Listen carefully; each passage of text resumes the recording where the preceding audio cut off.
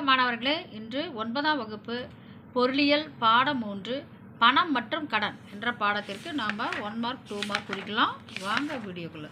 First பார்த்தீங்கன்னா 1ஆவதுக்கு சரியான விடை வந்து தங்கம், 2க்கு சரியான விடை மும்பை, 3க்கு சரியான விடை அமெரிக்க டாலர், 4க்கு பார்த்தீங்கன்னா எண், அடுத்ததாக 5 சரியில்லை. கோடிக்கிடங்களை நிரப்புக. 1 டேஸ் வணிகத்தின் முதல் வடிவம் பண்டமாற்று முறை. அடுத்தது 2 பண விநியோகம் 4 பிரிவுகளாக பிரிக்கப்பட்டுள்ளது. 3 இந்திய ரிசர்வ் வங்கியின் முதல் அச்சகம் தொடங்கப்பட்ட இடம் நாசிக்.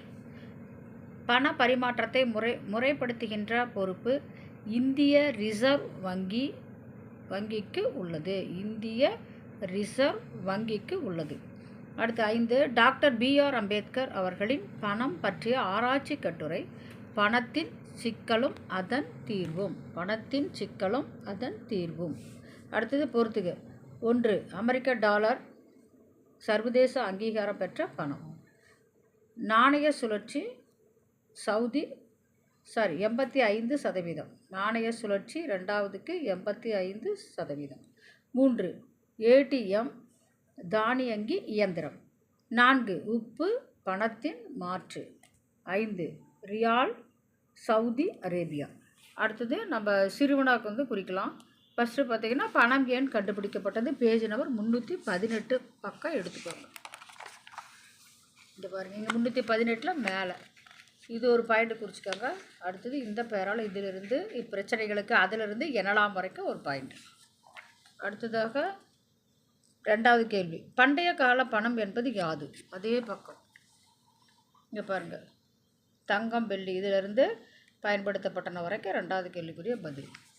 அடுத்தது 3 பண்டைய காலத்தில் பண்டமாற்று முறையில் பயன்படுத்தப்பட்ட பொருள்கள் யாவை? இங்கே பாருங்கள், இங்கே தோல் மணிகள் அதிலிருந்து இங்கே கொடுக்கப்பட்டது அது போட்டுக்காங்க. அதை அடிச்சுட்டு கொடுக்கப்பட்டதாக அப்படின்ட்டுருக்கு, நீங்கள் கொடுக்கப்பட்டது அப்படின்னு மாற்றிக்காங்க. இதிலிருந்து இது வரைக்கும் 3வது கேள்விக்குரிய பதில். அடுத்தது 4 நறுமண பாதை என்றால் என்ன, ஏன் அவ்வாறு அழைக்கப்படுகிறது? பேஜ் நம்பர் 324 இதே பக்கம்தான். இங்கே பாருங்கள், கீழே நான் எழுதியிருக்கேன். ஏற்றுமதி பொருட்களில் மிளகு மற்றும் நறுமண பொருட்கள் அதிகம் இடம் பெற்றதால் இந்த வாணிக பாதை நறுமண பாதை என்று அழைக்கப்பட்டது. இதை மட்டும் எழுதிக்காங்க போதும். அடுத்தது 5 இயற்கை பணம் என்றால் என்ன? Page number 318